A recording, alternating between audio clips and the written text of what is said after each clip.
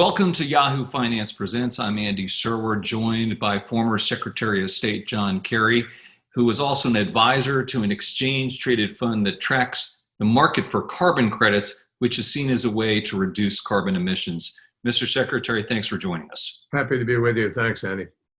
Can you talk about what this ETF is, how it works, and how do you hope it will influence carbon emissions pricing? Okay, I'd be delighted to. Well, I mean, exchange-traded funds are no stranger to the exchange, obviously. And this is one, however, which is new in that it is indexed based on three marketplaces currently in existence for the trading of carbon. One is the California Canadian trading region, the Northwest, if you will. The other is RGGI, which is New England, a number of the New England states who've come together in Canada. And then finally, Europe. The European market is the largest of those markets to date, but China is reportedly going to be coming online with their own trading market by the end of the year. So increasingly, people are realizing there is going to be major initiative with respect to climate over the next months.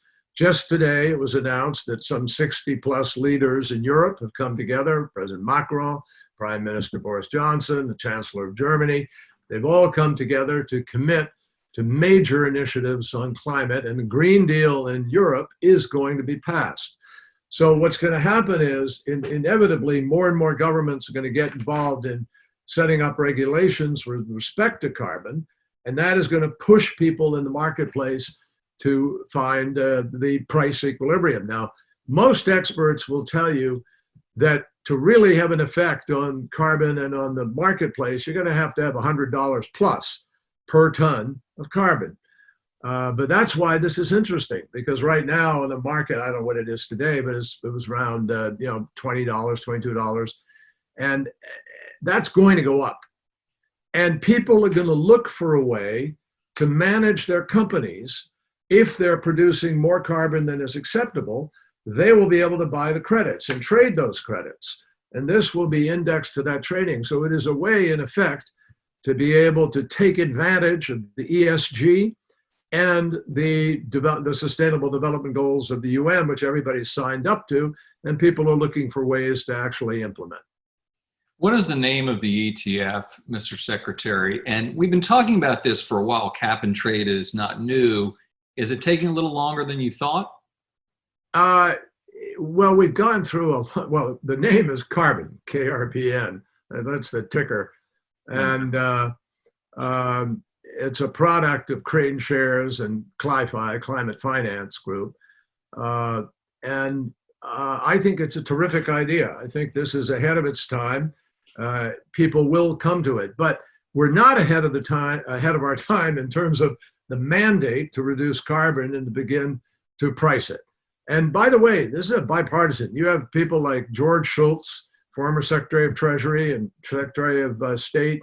You have Jim Baker, former Treasury Chief of Staff of the White House with Ronald Reagan and George H.W. Bush, and Secretary of State. They're arguing we have to price carbon, as are many economists. So I think this this fund is ahead of its time in that sense. But the reason it's taken so long to be doing what we need to be doing is because we have this massive school of denial that has seized people around the world. And there are various things, by the way, not just on climate, but we've had denial on COVID-19. The President of the United States was one of the fundamental denialists. We've had denial on nicotine, cigarettes with the old R.J. Reynolds episode. We had denial of Rachel Carson, who was telling people that DDT actually caused cancer. We've had denial on acid rain. We've had denial on any number of life-saving measures we could have taken. So this is part of a larger confrontation that we have with reality versus your own reality, created reality, alternative facts, whatever you want to call them. But I think this is going to happen. Carbon is going to be priced in various marketplaces. Ultimately, I think globally, this index is way ahead by pulling from the three different existing markets. And I think it's a terrific place for people to invest, to be able to begin to put their money where their mouth is on ESG and deal with the sustainable goals and be ahead of the curve, because the price of carbon will ultimately rise. You are one of the architects of the Paris Accords, and I'm wondering if this is also connected in any way to World War Zero, which is a coalition that you founded to fight climate change. Well, Andy, the truth is look, I'm not somebody who runs around trying to be, quote, an alarmist. I'm not trying to generate people's activity by being an alarmist, but there's a distinction between alarmism that is for the sake of raising alarm and alarmism that is the reaction to the reality, which ought to give you a sense of alarm.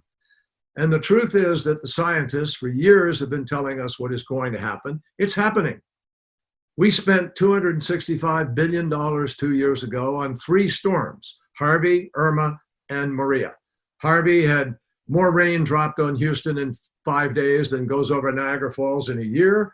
Irma had the first sustained measured winds of 185 miles an hour for a sustained 24-hour period. And we all know what Maria did to Puerto Rico. So, does it make sense to spend $265 billion just to clean up after the storm? Or do you want to take measures to prevent them, to get ahead of them? Look at the fires in California. Every scientist will tell you they are related to the warming of the temperature, the drought that has taken place, and the different cycles of wind that we get as a consequence of what's happening, the greater intensity. You also have refugees around the world now moving because they can't live where they lived.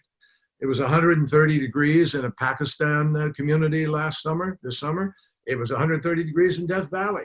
In fact, in the Antarctic, it was 70 degrees Fahrenheit on several days in February this year.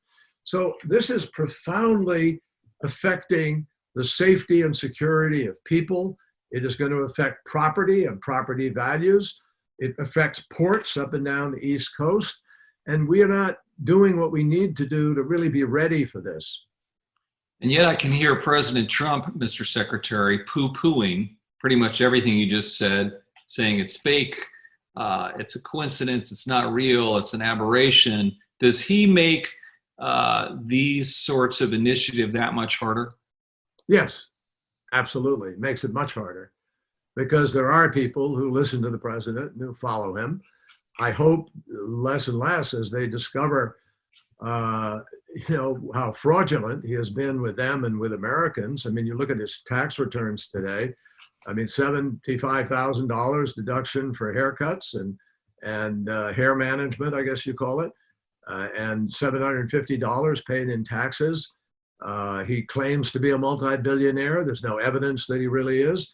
He's been good at losing money in his businesses. That's really what his business does. And he avoids paying taxes accordingly. But I know how it works. I was on the finance committee and I've written some of our tax laws.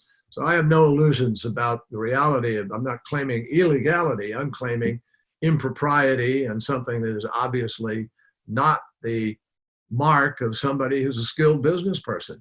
But looking beyond that on climate, the president is making it more expensive for Americans, and he is costing lives.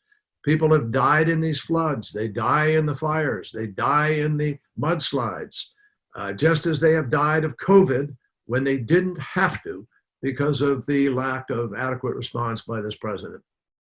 One more question about the president's finances from that blockbuster New York Times story that you referenced, Mr. Secretary. And Nancy Pelosi and Speaker Pelosi called his $421 million in debt a national security concern. Do you agree with that? And do you think that his creditors should be made public? Absolutely. Unquestionably, they should be made public. The creditors of any president of the United States.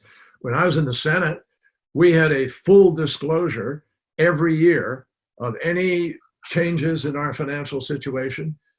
We had to fully disclose our worth. We had to disclose where our assets were.